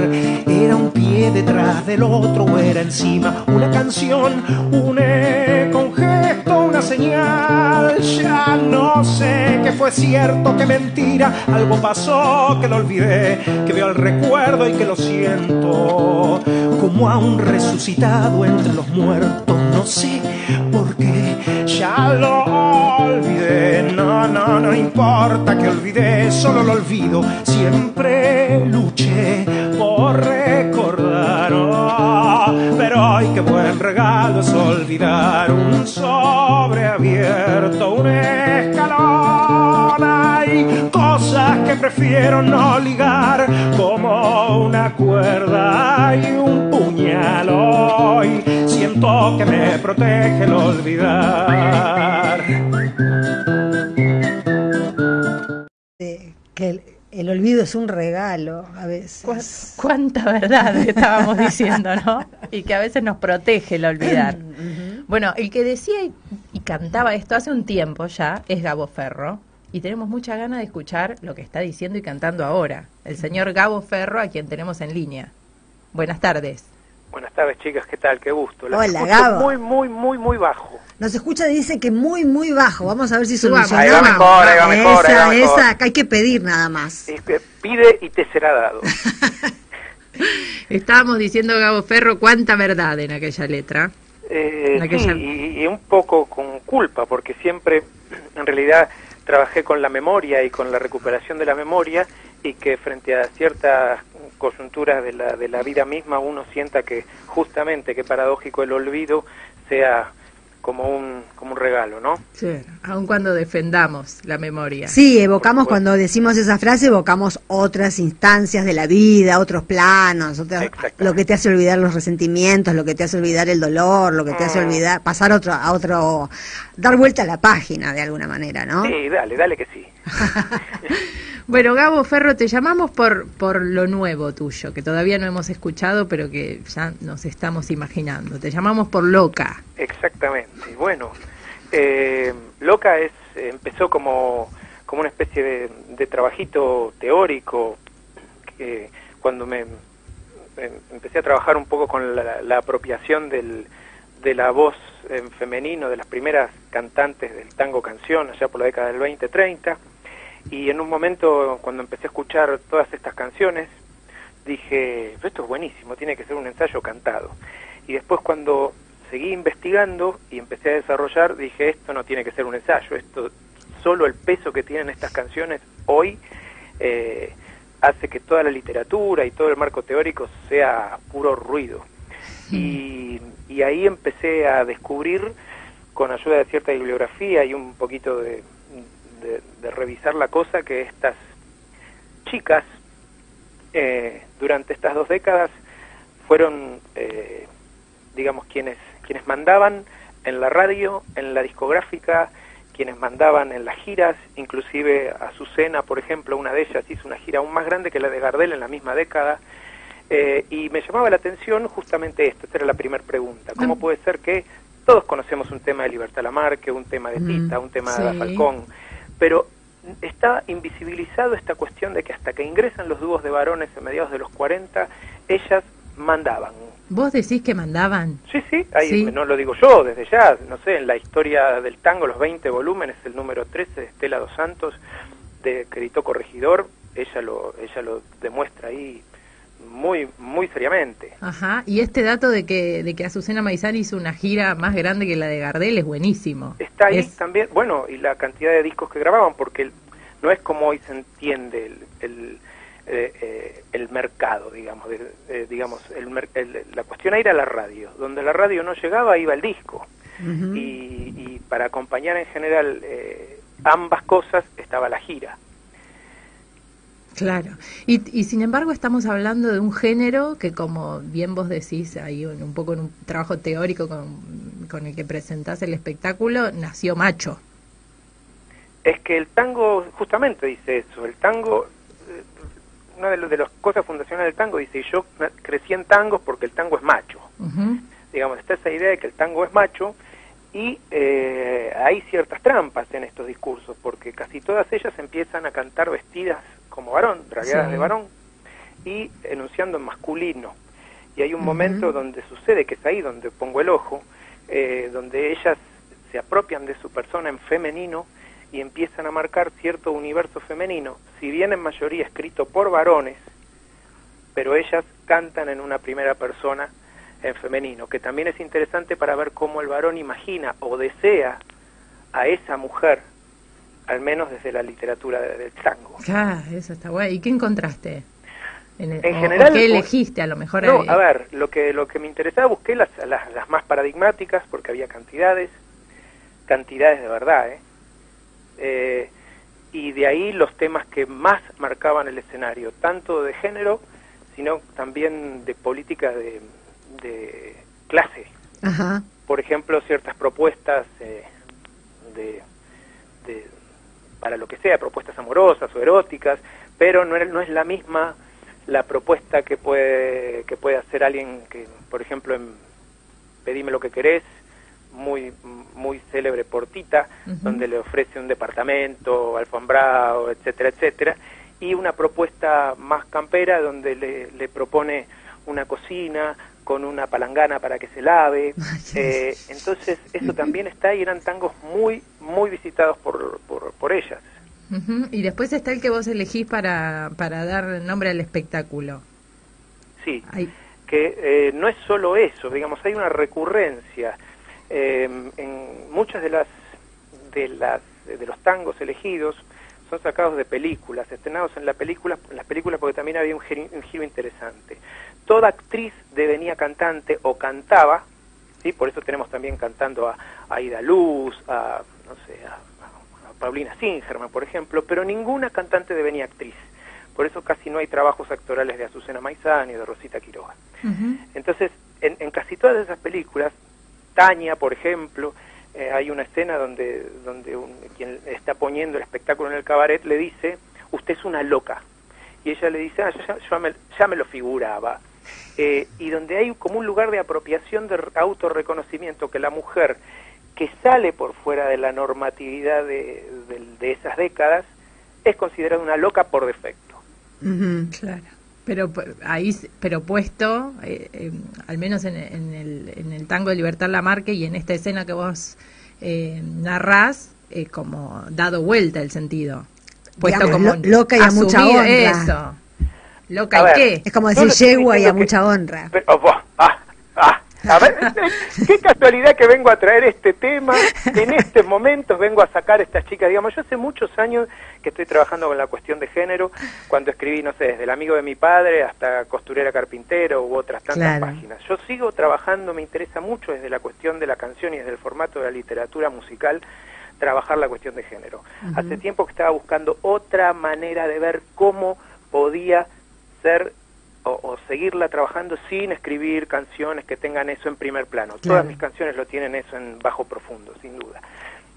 Y acá encuentro justamente en esto, digamos, mujeres, lo que llamaríamos empoderadas, feministas, etcétera, porque mientras Libertad, por ejemplo, Libertad Lamarque, estaba cantando Estoy arrepentida de haberte engañado, se estaba en la vida real tomando un aliscafo en el año 38 para ir a secuestrar a su propia hija a Montevideo. A ver.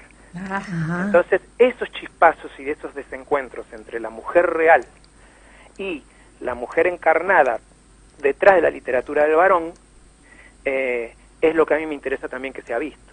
Claro, qué piola. Y la figura de Tita Merelo también. Tita, exactamente. ¿No? La figura de Tita es un poco deudora de la figura de Sofía Bozán. Hago varios tangos de Sofía Bozán porque Sofía es la única que enuncia lo que hoy llamaríamos el discurso feminista en primera línea, pero no lo puede hacer si no es bajo la máscara de la comedia. Digamos, todos los temas de ella, todos los tangos son bufos, son como cómicos.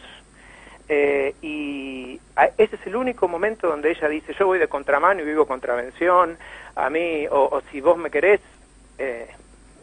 no me interesa en absoluto que vos me quieras, a mí no me importa lo que yo sienta, pero siempre está bajo la humorada, bajo la máscara de la comedia o sobre la cosa bufa y no la cosa seria. La cosa seria siempre es la mujer en espera, en suspensión de que el hombre la vuelva a mirar, del hombre que la deja. Bueno, también en el, digamos, en el estado anímico genérico del tango, hay un dramatismo, digamos, lo que vos estás contando también rompe con eso.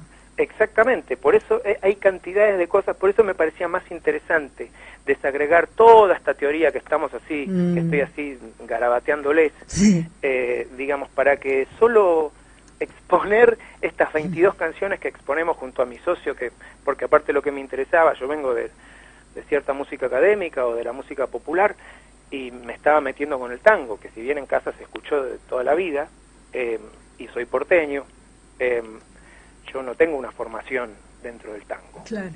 Y ahí busqué a un guitarrista que viniera del tango, que es Edgardo González, de 34 Puñaladas, y él fue el que, yo le dije, bueno, duro con esto para que realmente sea tango y que no sea un gesto tanguero. Ah, claro, ahí está la diferencia, bien marcada. Pero Sí, está sí. buenísimo que te hayas metido en esta, que te hayas dado esta tarea. Recién, creo que al principio de esta charla dijiste la palabra invisibilizados, ¿no? Invisibilizadas estas mujeres.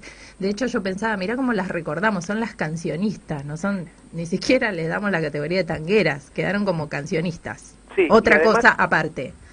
Sí, lo que tal cual es como una especie de subespecie dentro de la gran nomenclatura del tango, ¿no? Y además algo que me interesó, que es una adenda no menos importante, es que ellas tuvieron que cantar mucho tiempo, inclusive después, cuando ya no son tan negocio, a ver, porque si les permiten apropiarse de una voz es porque, no seamos ingenuos, empiezan a hacer un negocio. Sí. Que es increíble, en el 2018, lo que a mí me parecía que era un gesto que había que devolverles, era que yo, como varón, enunciara en femenino. Entonces, yo canto sus tangos en femenino. Canto como ellas lo cantaban. Y cuando empezamos a mostrar estos tangos así cantados, el abanico se abría, ¿pero qué? ¿Te vas a vestir de mujer? No, no me voy a vestir de mujer, voy a enunciar como varón. Y voy a enunciar como mujer, pero voy a estar como varón, vestido como soy yo. Claro. Y cuando me escuchan enunciar en femenino, hay inclusive hasta reacciones físicas de que el cuerpo se va para atrás. Hoy, Mirá. 2018. Qué interesante eso, porque mirá cuántas cantantes femeninas, cuántas cantantes mujeres de tango enuncian en masculino, como son las letras, y nadie se va para atrás. Y a es nadie un se gesto les que me- ocurre Ahí va. preguntarle si se van a vestir de varón. Exactamente. Por eso también es otro gesto que me interesa. Y eso que no te aparte- pones taco aguja, porque si no trastabillarías. No, mira que camino bien con taco aguja, ¿eh? ¿Sí? Me enseñaron a caminar bien. Sí. Mira que yo vengo de los 80, ¿viste? Donde ahí había que salir con tutti. Pero ¿Corriendo con tacos? ¿corriendo con tacos? Sí. No, corriendo. He jugado al fútbol con tacos. Era en mi momento, era un entretenimiento muy divertido jugar los sábados acá en el Parque Avellaneda con tacos. Era muy divertido. Lástima que se embarraba, era un problemón. Gabo, Pero, sí. no, perdón, te interrumpí. Dale, No, termina la no es idea. nada. Simplemente para bueno, eso que les estaba remarcando. Esto tenemos muchas ganas de verlo en vivo. Este sábado, Gabo Ferro, vas a estar en el Torcuato Tazo. Pasemos el aviso. Exactamente, a las 20:30 se da puerta y el concierto empieza puntual a las 22. No sé si quedan entradas, estimo que algunas deben quedar. Y bueno, si no tendrás que hacer otro show.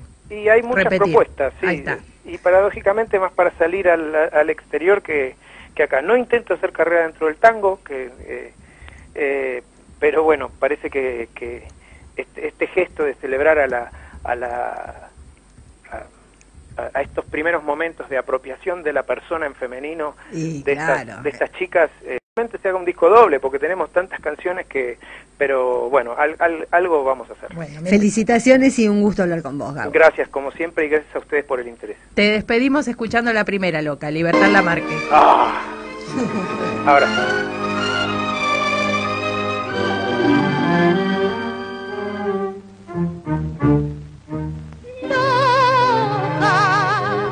Me llaman mis amigos, que solo son testigos de mi liviano amor. Loca, que saben lo que siento, ni qué remordimiento se oculta en mi interior. Allá muy lejos, donde el sol cae cada día, un tranquilo garabía y en el hogar unos viejos. La vida su encanto era una muchacha que huyó sin decirles dónde fuera, y esa muchacha soy yo. Ya no existe más la casa, ya no existen más los viejos, y una muchacha muy lejos sufriendo la vida pasa, y al caer todos los días en aquella tierra el sol, caen con él mis alegrías y muere mi corazón. Loca me llaman mis amigos, que solo son testigos de mi liviano amor. Yo tengo con alegría que disfrazar mi tristeza y que hacer de mi cabeza las pesadillas huir. Yo tengo que ahogar en copas la pena que me devora cuando mi corazón llora, mis labios deben reír. Ya no existe más la casa, ya no existen más los viejos, y una muchacha muy lejos sufriendo la vida pasa, y al caer todos los días en aquella tierra el sol, caen con él mis alegrías y muere mi corazón.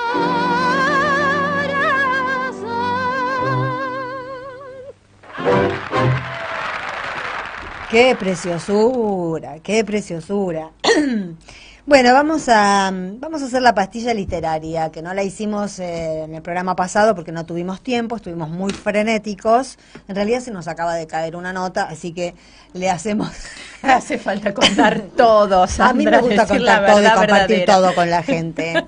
Yo soy así, por eso la gente me quiere. Y eso que no les cuento con quién se nos cayó la nota. Bueno, pero vamos a hacer la pastilla literaria, porque tiene lo suyo leer cuentitos en un programa de radio. Vamos a leer un cuento corto de Silvina Ocampo, que se llama El vestido de terciopelo, y que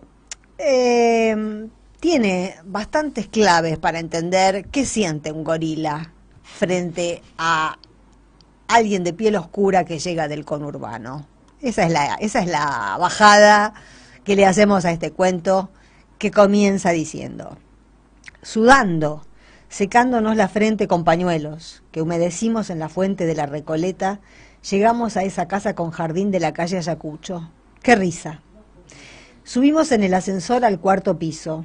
Yo estaba malhumorada, porque no quería salir, pues mi vestido estaba sucio y pensaba dedicar la tarde a lavar y a planchar la colcha de mi camita. Tocamos el timbre, nos abrieron la puerta y entramos, Casilda y yo. En la casa, con el paquete. Casilda es modista. Vivimos en Bursaco. Y nuestros viajes a la capital la enferman, sobre todo cuando tenemos que ir al barrio norte, que queda tan a trasmano. De inmediato Casilda pidió un vaso de agua a la sirvienta para tomar la aspirina que llevaba en el monedero. La aspirina cayó al suelo con vaso y monedero. ¡Qué risa! Subimos una escalera alfombrada, precedidas por la sirvienta, que nos hizo pasar al dormitorio de la señora Cornelia Catalpina, cuyo nombre fue un martirio para mi memoria. El dormitorio era todo rojo, con cortinajes blancos, y había espejos con marcos dorados. Durante un siglo esperamos a que la señora llegara del cuarto contiguo, donde la oíamos hacer gárgaras y discutir con voces diferentes. Entró su perfume y después de unos instantes, ella con otro perfume, quejándose, nos saludó. ¡Qué suerte tienen ustedes de vivir en las afueras de Buenos Aires! Allí no hay hollín, por lo menos. Habrá perros rabiosos y quema de basuras. Miren la colcha de mi cama. ¿Ustedes creen que es gris? No, es blanca. Un ampo de nieve. Me tomó del mentón y agregó: no te preocupan estas cosas, queda feliz. 8 años tienes, ¿verdad? Y dirigiéndose a Casilda agregó: ¿por qué no le coloca una piedra sobre la cabeza para que no crezca? De la edad de nuestros hijos depende nuestra juventud. Todo el mundo creía que mi amiga Casilda era mi mamá. ¡Qué risa! Señora, ¿quiere probarse?, dijo Casilda, abriendo el paquete que estaba prendido con alfileres. Me ordenó: alcanza de mi cartera los alfileres. Probarse es mi tortura. Si alguien se probara los vestidos por mí, qué feliz sería. Me cansa tanto. La señora se desvistió y Casilda trató de ponerle el vestido de terciopelo. ¿Para cuándo el viaje, señora?, le dijo para distraerla. La señora no podía contestar. El vestido no pasaba por sus hombros. Algo lo detenía en el cuello. ¡Qué risa!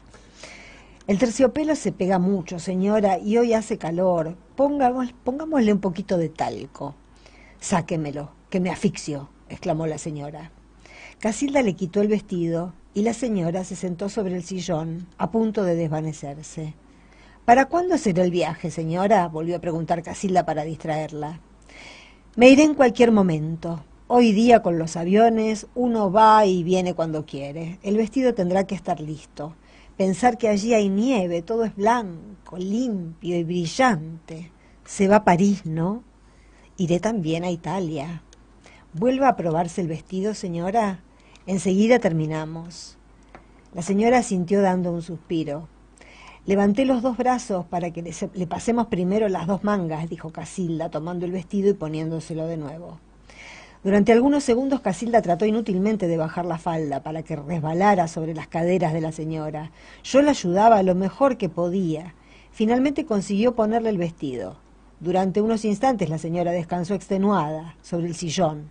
Luego se puso de pie para mirarse en el espejo. El vestido era precioso y complicado.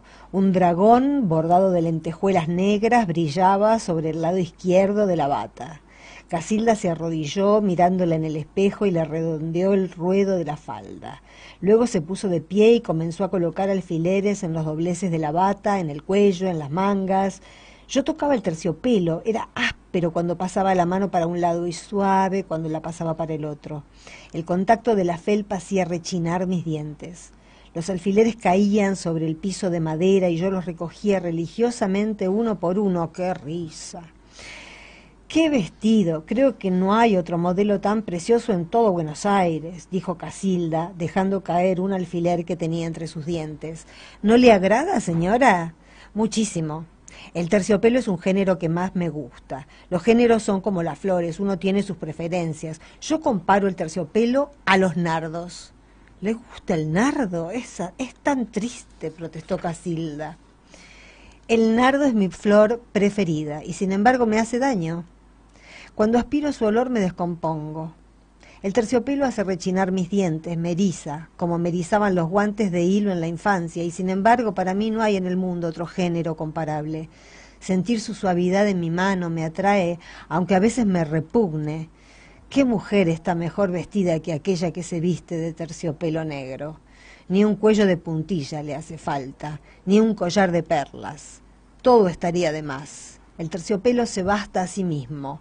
Es suntuoso y es sobrio. Cuando terminó de hablar, la señora respiraba con dificultad. El dragón también. Casilda tomó un diario que estaba sobre una mesa y la abanicó, pero la señora la detuvo, pidiéndole que no le echara aire porque el aire le hacía mal. ¡Qué risa! En la calle oí gritos de los vendedores ambulantes. ¿Qué vendían? ¿Frutas, helados tal vez? El silbato del afilador y el tilín del barquillero recorrían también la calle. No corrí a la ventana para curiosear como otras veces. No me cansaba de contemplar las pruebas de este vestido con un dragón de lentejuelas. La señora volvió a ponerse de pie y se detuvo de nuevo frente al espejo tambaleando. El dragón de lentejuelas también tambaleó. El vestido ya no tenía casi ningún defecto, solo un imperceptible frunce debajo de los brazos. Casilda volvió a tomar los alfileres para colocarlos peligrosamente en aquellas arrugas de género sobrenatural. Cuando seas grande, me dijo la señora, te gustará llevar un vestido de terciopelo, ¿no es cierto? Sí, respondí, y sentí que el terciopelo de ese vestido me estrangulaba el cuello con las manos enguantadas. ¡Qué risa! Ahora me quitaré el vestido, dijo la señora. Casilda la ayudó a quitárselo, tomándole el ruedo de la falda con las dos manos. Forcejeó inútilmente durante algunos segundos, hasta que volvió a acomodarle el vestido. Tendré que dormir con él, dijo la señora frente al espejo mirando su rostro pálido y el dragón que temblaba sobre los latidos de su corazón. Es maravilloso el terciopelo, pero pesa. Llevó la mano a la frente. Es una cárcel. ¿Cómo salir? Deberían hacerse vestidos de telas inmateriales como el aire, la luz o el agua. Yo le aconsejé la seda natural, protestó Casilda. La señora cayó al suelo y el dragón se retorció. Casilda se inclinó sobre su cuerpo hasta que el dragón quedó inmóvil. Acaricié de nuevo el terciopelo que parecía un animal. Casilda dijo melancólicamente, ha muerto. Me costó tanto hacer este vestido, me costó tanto, tanto. ¡Qué risa! Radio H, enseñándole a Cortázar a jugar a la rayuela.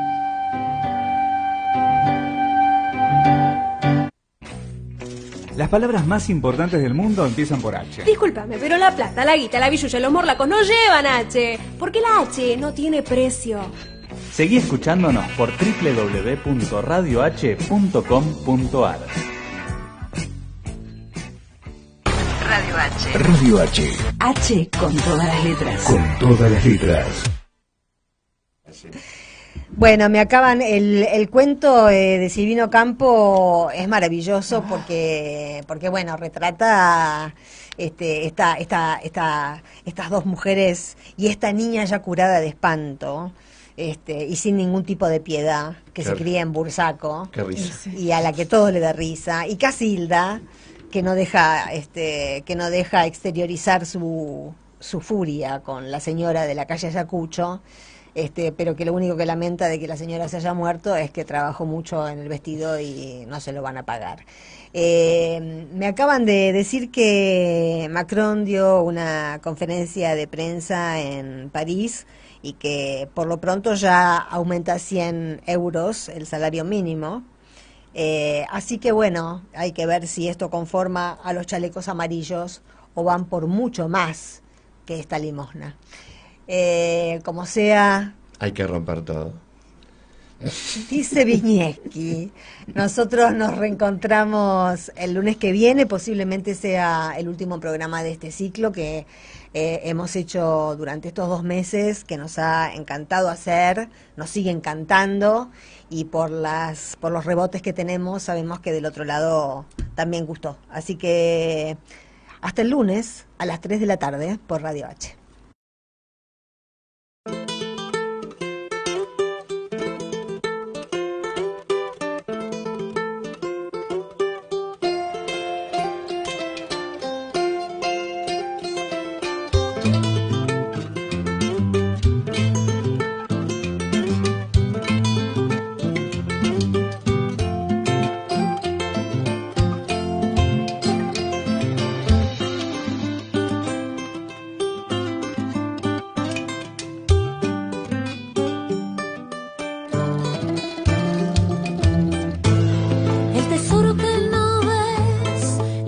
Que no ves los milagros que van a estar de tu lado cuando comiences a leer de los labios a ignorar los embustes y gustar con tu lengua de las aguas que son dulces, aunque te sientas mal si no hay